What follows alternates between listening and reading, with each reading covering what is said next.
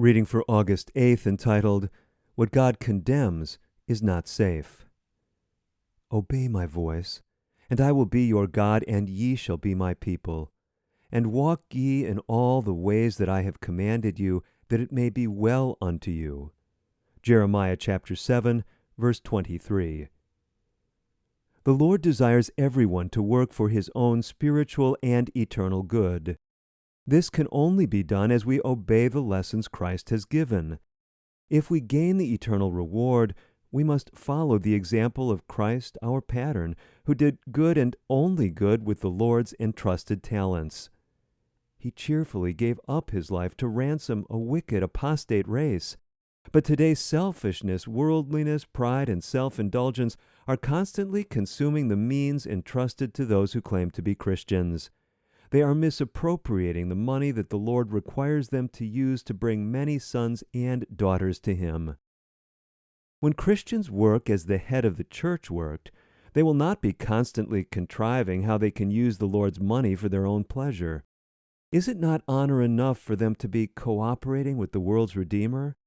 Worldly schemes, worldly investments made to please and glorify self bring no returns worth the having. God condemns them, and what God condemns is not safe for any living soul to practice. Be not conformed to this world, but be ye transformed by the renewing of your mind, that ye may prove what is that good and acceptable and perfect will of God. Romans chapter 12, verse 2. Here is an experience to be gained that will not prove disappointing. The mighty God, who through Jesus Christ created man, calls upon every soul to prove him, and see what this will bring to all who do this. They are tested and tried, and in conformity to the will of God, they realize what is the good and acceptable and perfect will of their Creator.